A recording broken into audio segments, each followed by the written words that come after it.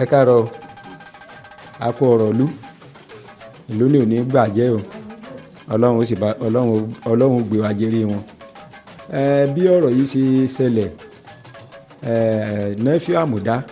tó jẹ́ ọba Yorùbá Òkúta tó sì jẹ́ pírẹ́sídẹ́ǹtì gbogbo àwa Yorùbá Bàrùté ní àpapọ̀, òun ló sọ ọ̀rọ̀ kan sí wọn tó jẹ́ pé ìgbà tí ọba Òkúta pè wá ní ọjọ́ tí ọba Òkúta ó pè wá tó sì gbé ní pílátífọ́ọ̀mù tí wọ́n fi sọ̀rọ̀ yẹn tó gbé jáde, a rí wípé inú àwa gan ò dùn, to say the truth, inú wa ò dùn. So àwa náà sì sọ fún wọn níjọ́ yẹn wípé àmọ̀ sí, wọ́n ní sáà mọ̀ sí, aláàmọ̀ sí. A ní ìpàdé Yorùbá parapọ̀ tá a ṣe ní Gúré, a sọ ohun tí ọjọ́ pọ̀ mọ́ bẹ́ẹ̀. Táwọn gan bá sì wò wọ́n rí wípé kì í ṣe pé láàrin ọ̀pọ̀ èèyàn iná ẹ̀ ló ti sọ ọ̀rọ̀ yìí. So bí ọ̀rọ̀ ní ṣe jẹ́ nìyẹn. Níjọ́ yẹn ni ọba Òkúta, Emir Òkúta ló sọ wípé òun yọ ní ọba Yorùbá, a sì ní ọ̀dà abẹ́. Tọ́ àgbá lọ àgbá bọ̀, la rí wípé wọ́n pe ìpàdé ní local government, Bàrùté local government, tí Speaker of the House Kwara State ó wà níbẹ̀,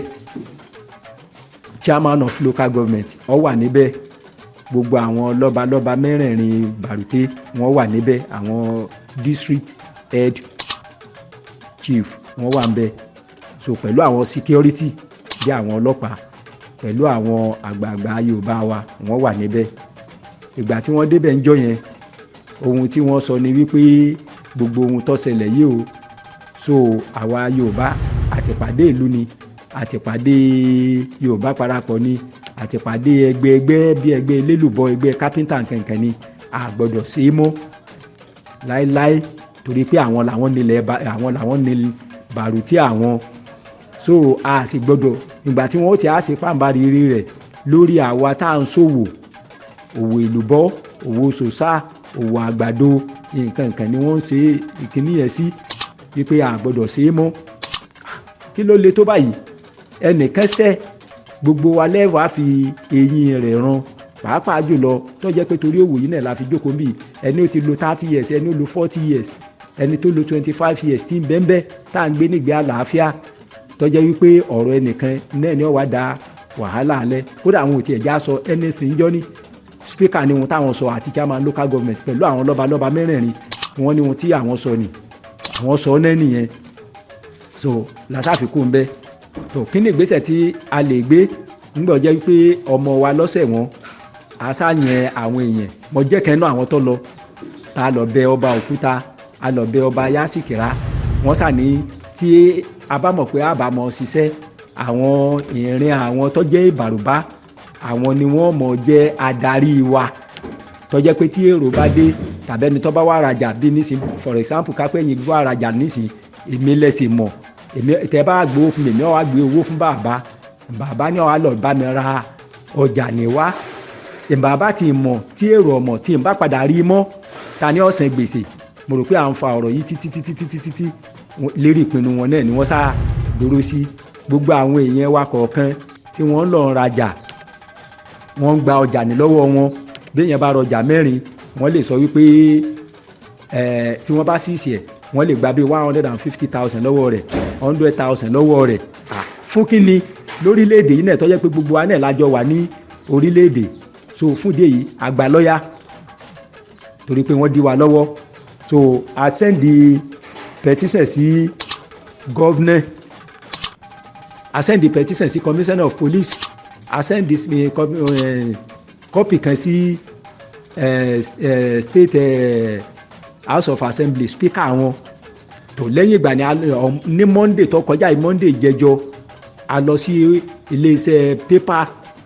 tẹ́yìn náà bá wo pépà àjọ Monday yẹn, tá a fi ní tó kí ààrẹ orílẹ̀-èdè kí wọ́n gbà wá, kí gbogbo Nàìjíríà ó gbà wá o. Wọ́n ti ń ṣẹlẹ̀ ń Bàrùté ní àsọ̀rọ̀ aburú kan níbẹ̀. So ìgbà tí pépà yẹn jáde, lẹ́yìn ìgbà ni ọba Òkúta ló wá pè ìpàdé àwọn èèyàn rẹ̀, ló bá ní àwa ń kọ́, èmi tí mo jẹ́ secretary tó kọ̀ mí wá ń bi pépà yẹn pẹ̀lú bàbá mẹ́rin tó wà ní síà ká fìlú lẹ̀ fún àwọn nítorí pé ọ̀rọ̀ tí àwọn ní káwọn yanjú lábẹ́lé ọ̀rọ̀ tẹ ní ká yanjú lábẹ́lé tá à ń ṣìpẹ̀ fún yín for good 7 weeks tó sì jẹ́ pé bíi tẹwà náà lẹ́wà èyí àtà oúnjẹ tá a jẹ bí èlùbọ́ bí gàárì àlè rà àfi ká ṣẹ̀ṣẹ̀ fún bàbá lówó tí wọ́n lọ bá wa rà tó láàsì ìjọba náà láàsáké sí tí wọ́n bá wa dá sí ń gbọ́ jẹ́ pé ìjọba ló ní gbogbo wa wọ́n ní ọ̀rọ̀ táwọn ní káwọn yanjú lábẹ́lé àwa ti jẹ́ kí Tinubu ọgbọ́ àwa ti jẹ́ kí Tinubu ọgbọ́ àwa ti jẹ́ kí gbogbo ayé ọgbọ́ ṣé àwa jókòó níbẹ̀ ní gẹ́gẹ́ bí ẹrú ni àyíbáwo so ọ̀rọ̀ yìí ṣàdá wàhálà lẹ̀ ńgbà tó sọ̀rọ̀ nìkan so àwọn èèyàn wa tí ọba òkúta pé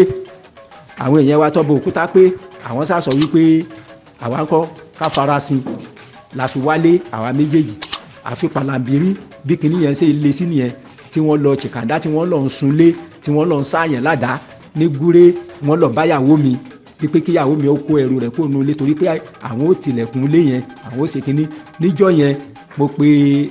torí commissioner of police ti fún wa ní nọ́mbà DPO kọ́sùkọ́sù a pe DPO a pe area commander ìyàwó mi gẹ́gẹ́ tó lọ give statement lọ́dọ̀ area commander till now a rí solution sí títí di bá a ṣe ń sọ̀rọ̀ ní òní Monday yìí wọ́n sì ń bẹ́ẹ̀ bí wọ́n da sìkàndárú kódà gẹ́ wọ́n ti àwọn bàbá tó wà ní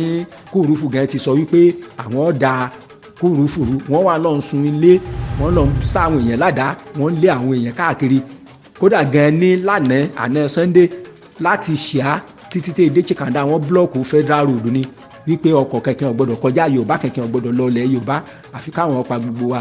tó gbogbo rẹ̀ lọ́wọ́ tí gọ́vnà Ọ̀yọ́ state bá wà lè ṣe fún wa lórí rẹ̀ tó fi jẹ́ pé wọ́n lè gbà wá tí wọ́n bá wa pé gọ́vnà Kwara state tó rà àrí solution kankan lórí rẹ̀ ìyá sì ń jẹ́ àwọn èèyàn wa kódà gan ọ̀pọ̀lọpọ̀ ti sá kúrò nílùú. ẹ jọ̀ọ́ ẹ bá a subscribe tẹ̀mí dá ẹ lọ́wọ́ ẹ bá a subscribe.